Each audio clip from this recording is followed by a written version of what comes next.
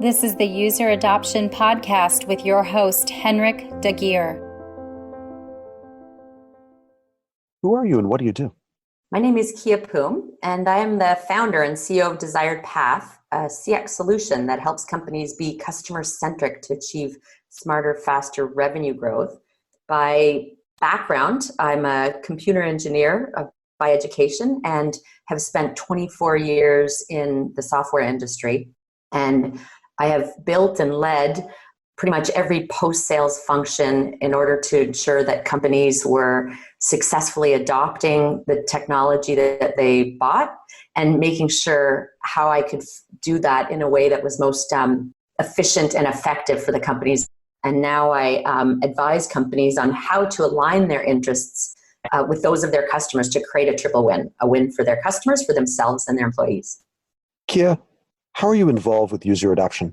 I help companies understand their customers by looking at how they use products and services within the context of their own environments. Specifically, why does a customer buy and what desired outcomes are they looking to achieve by leveraging those products and services? In architecture, there's a term called the desire path.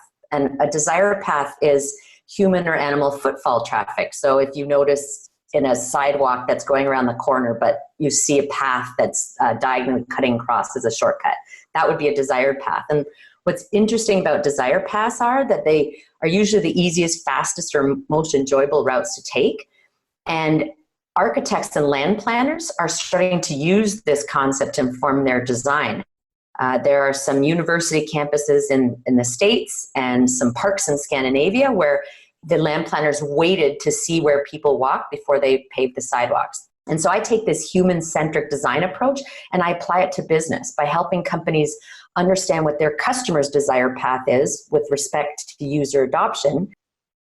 Kia, what are the biggest challenges and successes you've seen with user adoption? Yeah, the biggest successes I see is when a company really understands what their customers are trying to get out of the products and services.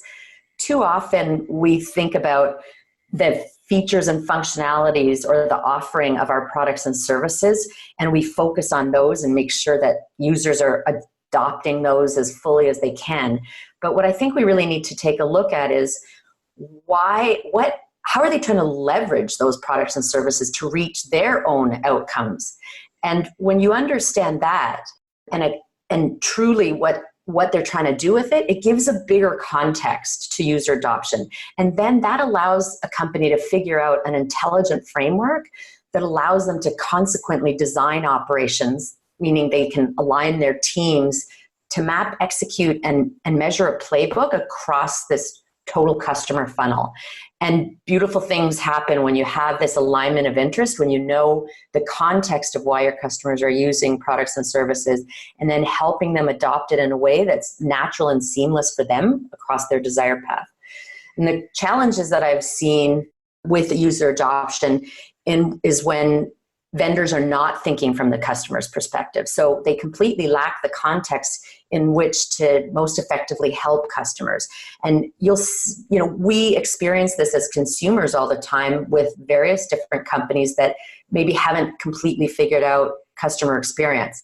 And we notice it's glaringly obvious when we see companies that have figured it out. So you've got the, Amazons, the Zappos, the Netflix, the Ubers of the world that have understood what is that natural customer desire path and makes it so easy to do business with, that then allows us to have just a much more enjoyable experience and tends to drive that loyalty that keeps customers coming back. Kia, what advice would you like to share with people working on improving user adoption?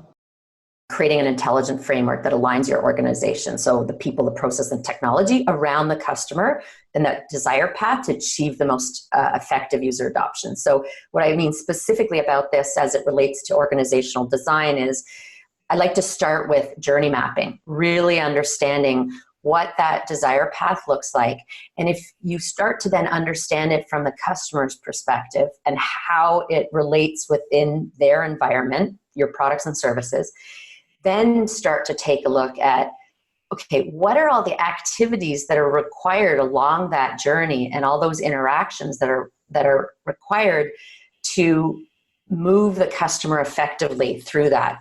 So in other words, we're really trying to drive a very seamless, well-designed experience of user adoption for them.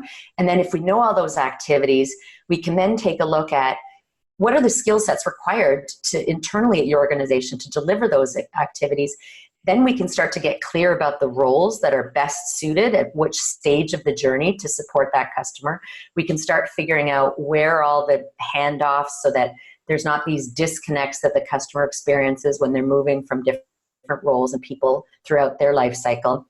And then I start to look at metrics to actually measure progress of customers going through the customer journey, because that progress is analogous to them adopting the technology and then being loyal with it and then adopting it even more.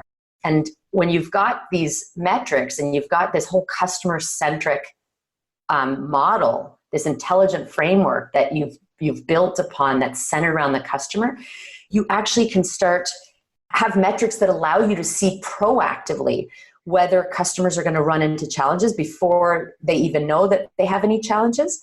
And that then allows a company to start figuring out, how does this desire path, how can we make the path even more enjoyable and seamless for customers? How can we help them make sure that they don't go off that path and run into problems? And how can we manage in a very natural way for them to continue to get value out of the products and services, and how can they want more so that we get to that nirvana, especially in the SaaS, software as a service subscription world. The nirvana is ongoing expansion from your customer base.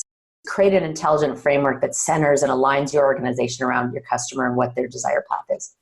And Kia, where can we learn more about user adoption and your work on the subject? Yeah, if you want to learn more about the intelligent framework or find a plethora of information on driving user adoption, then go to our website, www.thedesiredpath.com, and subscribe to our newsletter. You'll find an extensive blog and resource library with information and ebooks on the topics. You can also follow us on Twitter or LinkedIn at The Desired Path, or follow me at Kia Puhm. For more on this, visit useradoptionpodcast.com. Don't forget to please subscribe, rate, and review. And for a book about this, check out useradoptionbook.com. Tune in next week for the next episode. Thanks for listening.